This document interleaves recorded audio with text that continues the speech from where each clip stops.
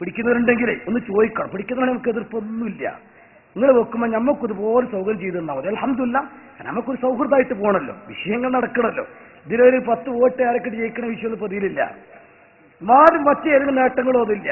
നമ്മളിത് പിടിക്കുന്നത് എൻ്റെ മൗലവിക്ക് കൊടുക്കാം, മൗലവിൻ്റെ എനിക്കും തരാം, മൗലവി പിടിക്കുന്ന പ്രസംഗ സമയത്ത് നമ്മൾ പിടിക്കാൻ സൗകര്യം ഏർപ്പെടുത്തി തരാം. അൽഹംദുലില്ലാ, അങ്ങനെ വേണ്ടത്, മനുഷ്യത്വമോ ചെയ്യേണ്ടത്.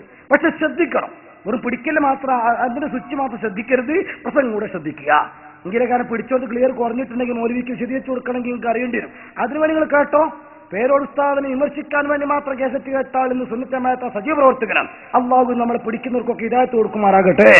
ഞാൻ പറഞ്ഞുകൊണ്ട് വന്നത് എന്താണ്? സ്നേഹമുള്ളതുകൊണ്ടല്ലേ ഇപ്പൊ ഞാൻ വേർന്ന് ദേഷ്യം ഉണ്ടെങ്കിൽ അത് വേർക്കും. അപ്പൊ ഇതാവട്ടെ, ഞാൻ പറഞ്ഞുകൊണ്ട് വന്നത് ഈ രീതിയിൽ മന്ത്രത്തെ സംബന്ധിച്ച് വളരെ വിനിശ്ചിതമായിട്ട് വിമർശിച്ച ആളുകൾ, അതേ ആള് പറയുന്നത് മന്ത്രിച്ചൂര്യ കുട്ടി അങ്ങോട്ട് ഉറങ്ങൂന്നാണ്.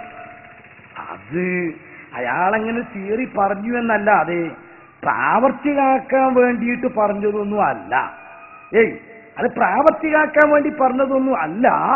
പിന്നെ അതങ്ങനെ അങ്ങ് പറയേണ്ടി വന്നു എന്നേ ഉള്ളൂ എന്നൊരു തോന്നല് ചിലപ്പോൾ ചില ആളുകൾക്കുണ്ടാവും. എന്നാൽ കേട്ടോളൂ, ഡോക്ടർ സുബൈർ മൗലവി, അദ്ദേഹം ജിന്ന് സ്പെഷ്യലിസ്റ്റാണ്. അദ്ദേഹത്തിന്റെ അടുത്ത് ട്രീറ്റ്മെന്റിന് വേണ്ടി പേഷ്യൻസുകൾ വരും. പ്രശ്നം പലതും പറഞ്ഞു കൂട്ടും. ഇയാൾക്ക് തോന്നും ഈ രോഗിക്ക് ഇഞ്ചക്ഷൻ കൊടുത്താൽ ശരിയാവൂല, ഓപ്പറേറ്റ് ചെയ്താലും നന്നാവൂല, അപ്പൊ ഇയാൾക്ക് വേണ്ടത് അസ്മ എന്നാണ്. അങ്ങനെ അയാളോട് പ്രാർത്ഥിക്കാൻ പറഞ്ഞു. പടച്ചോനോട് പ്രാർത്ഥിച്ചിട്ടും രോഗം സുഖമായില്ല. നോക്കണം നിങ്ങള്, പടച്ചോൻ പോരെന്നാണ് ഇപ്പൊ ചോദിക്കരുത്. ആ ചോദ്യം ആരും വെട്ടിലാക്കുകയും ചെയ്യും. അല്ലാഹു ഉണ്ടാകുമ്പോ പിന്നെ മറ്റാരെങ്കിലും വേണോ? അത്ത ചോദ്യമാണത്. കലിമത്തു ഹഖിൻ ഉരീദു ബിഹി ബാത്തിൽ. അങ്ങനെയാണ് നല്ല ചോദ്യം. അല്ലാഹു മാത്രം പോരെ. അതുപോലെ ചിലപ്പോൾ ചോദിക്കും, അള്ളഹാനോട് ചോദിക്കലോ നല്ലത്, മഹാന്മാരോട് ചോദിക്കലോ നല്ലത്? ആ പച്ചവാക്കര അള്ളഹാനോടൊന്ന് പറയുമല്ലോ അതിനും വേണ്ടിയിട്ട്. അങ്ങനെ കുറെ നമ്മൾ ചിലപ്പോൾ ചോദിക്കും, ദിക്ർ ചൊല്ലലോ ഖുർആൻ ഓതലോ നല്ലത്? അറിയാത്തവരിങ്ങനെ ഉദഊനി അസ്തജിബ് ലക്കും, എന്നോട് ചോദിച്ചോളൂ ഞാൻ തരാമെന്ന് അള്ളാഹു ഏറ്റതാണ്. തന്നെയുമല്ല, ഫൈദാ സഅലക ഇബാദി അന്നി ഫഇന്നി ഖരീബ് ഉജീബു ദഅവത ദാഇ ഇലാ ദഅനി, എന്നോട് ചോദിച്ചാൽ ഉടനെ ഉത്തരം കൊടുക്കും. അപ്പൊ പിന്നെ എന്തിനാണ് മറ്റുള്ള ആളുകളെ മന്ത്രമൊക്കെ? പക്ഷെ കുടുങ്ങി. നമ്മുടെ ഡോക്ടർ സുബൈർ മൗലവിന്റെ അടുത്തേക്ക് രോഗികൾ വന്നപ്പോൾ അള്ളാഹിനോട് ചോദിച്ചിട്ടൊന്നും ഉത്തരം കിട്ടുന്നില്ല. ലാസ്റ്റ് അയാൾ എന്ത് ചെയ്തു പറയുന്നത്? 1 നമ്പർ മന്ത്രം ഡയറക്റ്റ് അല്ല, വെള്ളത്തിലേക്ക് മന്ത്രിച്ചൂതിന്ന. എന്നിട്ട് ആ വെള്ളം കുടഞ്ഞപ്പോ ശൈത്താൻ പോയില്ല. അല്ലാഹ് മുജറബ. അനുഭവജ്ഞാനം അയാൾ പറയാണ്. അത് ഞാൻ പറയുമ്പോൾ പത്തപ്പിന് ഈ തമാശയാക്കിയിട്ടാ പറയുന്നത്, വെറുതെ പറയാവും. എന്നാ കാര്യത്തിൽ കേൾക്കണ്ടേ? കേട്ടോളൂ മൗലവിന്റെ തന്നെ. എന്റെ അടുത്ത് മതം മാറി വന്ന ചില ആളുകൾ വന്ന് പറഞ്ഞെന്ന് വെച്ചാല്, ഒരു സുഹൃത്ത് പറഞ്ഞത്, പുള്ളി നമസ്കരിക്കാൻ നിന്നാൽ യേശുവിന്റെ രൂപം മുന്നിൽ നിൽക്കുന്നതാണ്.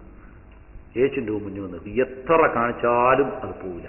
എന്നിട്ട് അദ്ദേഹം എന്ത് വിചാരിച്ചു, എന്നാൽ ഞാൻ ഇത് പോകാൻ വേണ്ടിയിട്ട് അല്ലാഹൂന്ന് ഇങ്ങനെ വലിയ അക്ഷരത്തിൽ എഴുതിയത് മനസ്സിൽ കണ്ട അതിന്റെ മുന്നിൽ നമസ്കരിക്കാന്ന് വിചാരിച്ചു.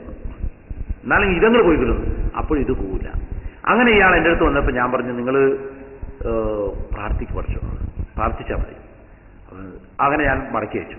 വീണ്ടും അദ്ദേഹം വന്നിട്ട് പറഞ്ഞു, സാറ് എന്തായാലും പോകുന്നില്ല, അത് നിങ്ങൾക്ക് എന്തെങ്കിലും വേറെ മാർഗത്തിൽ അത് കളയാൻ പറ്റും. അങ്ങനെ ഞാൻ അദ്ദേഹത്തിൻ്റെ അടുത്ത് നിന്ന് ഖുർആൻ ഓതുകയും ഖുർആൻ ഓതിയ വെള്ളം അദ്ദേഹത്തിന്റെ മുഖത്ത് ഇങ്ങനെ തളിക്കുകയും ചെയ്തു. അപ്പൊ ഈ രൂപ പ്രത്യക്ഷമായി. പിന്നെ രൂപം വന്നിട്ടില്ല എന്നാണ്.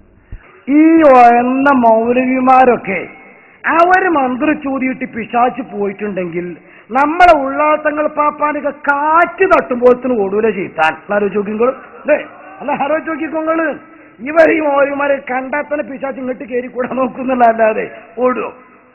അതേ സമയത്ത് നമ്മുടെ സാദാത്യങ്ങൾ ദിക്ർ ചൊല്ലിക്കൊണ്ടിരിക്കുന്ന എപ്പോഴും മന്ത്രവും അതേപോലെ തന്നെ ദുആ സമ്മേളനവും അതുപോലെ തന്നെ നല്ല കാര്യങ്ങളൊക്കെ ചെയ്തുകൊണ്ടിരിക്കുന്ന നമ്മുടെ സാദാത്യങ്ങൾ, നമ്മുടെ ഉസ്താദുമാർ, നമ്മുടെ പണ്ഡിതർ, നമ്മുടെ നേതാക്കൾ, ഇവരൊക്കെ മന്ത്രിച്ചൂതിയ ശൈത്താൻ ഓടുമെന്ന് ഉറപ്പല്ലേ? ഇനി ശബ്ദം കേൾക്കുന്ന കൂട്ടത്തിൽ ഏതെങ്കിലും മുജാഹിദ് കുടുങ്ങിപ്പോയവരോ ജമാഅത്ത് ഇസ്ലാമി കൊള്ളാം എന്ന് ധരിച്ചവരോ ഉണ്ടെങ്കിൽ നിങ്ങൾക്കൊരു പുനർവിചിന്തനത്തിന് ഇപ്പൊ സമയമല്ലേ? ഏത്? അപ്പൊ ഞങ്ങളെ മൗലിമാർ ഇത് മന്ത്ര ശിർക്ക തെറ്റാന്ന് പറഞ്ഞാൽ എന്റെ വലിയപ്പം മരിച്ചുപോയില്ലേ, എത്ര ആളുകൾ വന്നിട്ട് പറഞ്ഞു ആ മൊല്ലാക്കടുത്തൊന്ന് കൊണ്ടുപോയിക്കോ, ആ തങ്ങളെടുത്തൊന്ന് കൊണ്ടുപോയിക്കോ. ഡോക്ടർമാരെ വിട്ടിട്ട് കളിയില്ല, ആള് കാലിയായി പോയില്ലേ. ഇപ്പൊ വല്ലിപ്പ ജീവിച്ചിരിപ്പുണ്ടെങ്കിൽ മൗലവിന്റെ അടുത്ത് മന്ത്രിക്കാൻ കൊണ്ടുപോകായിരുന്നല്ലോ. ആ ജിബിലിന് ഇയാൾ അടുത്ത് വന്നിട്ടില്ല എന്ന് ഉറപ്പല്ലേ? ഈ മൗലിമാരെ കൂടെ നിന്നാൽ എന്റെ കുടുംബം തകരും. നിങ്ങൾ മനസ്സിലാക്കിക്കോ, മനസ്സിലാക്കി വേണമെങ്കിൽ. സുന്നിക്ക് ആളെ കുറവില്ല, നിങ്ങൾക്കറിയാലോ. സുന്നികൾക്ക് ഇപ്പൊ ആളെ കുറവില്ല, ആള് കൂടിയിട്ടാ തകരാറ്. പല സ്ഥലത്തും പള്ളികളൊക്കെ പിന്നെ രണ്ടാം തട്ട് എടുക്കേണ്ടിരുന്ന ആള് കൂടിയിട്ടാൽ ഓരോ സ്ഥലത്തും അങ്ങനെയാണ്. അപ്പൊ പെർമിഷൻ ചോദിച്ചാൽ പോലീസുകാർക്ക് ഇപ്പൊ തരാൻ മടിയാ. എന്തേ നിങ്ങൾ എത്ര ആളുടെ 10,000 ആള് ഇല്ലല്ല, നിങ്ങൾ 10,000 എന്ന് പറഞ്ഞാൽ 15,000 ഉറപ്പിച്ച. ഇങ്ങനെ ഉണ്ടാകില്ല, ആളെ തികക്കലില്ല, ആളിഷ്ടം പോലെ ഉണ്ടാകില്ല. ഇപ്രാവശ്യം മർക്കസ് സമ്മേളനത്തിനൊക്കെ പെർമിറ്റിന് വേണ്ടി ഒരുപാട് ബുദ്ധിമുട്ടി.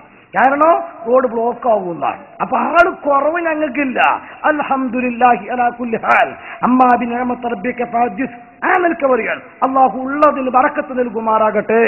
പക്ഷെ മുജാഹിദിലും ജമാഅത്തിലും കുടുങ്ങിപ്പോയവര്, അല്ലെങ്കിൽ അവർക്ക് എന്താ കുഴപ്പമെന്ന് ചിന്തിക്കുന്നുണ്ടെങ്കിൽ ആലോചിക്കുക. ഈ രീതിയിൽ വൈരുദ്ധ്യം പറഞ്ഞാലോ? ഇതിന് അവിടെ മാത്രമല്ല, ഈ സിഹ്ർ എന്ന് പറഞ്ഞൊരു കാര്യം ഉണ്ടല്ലോ.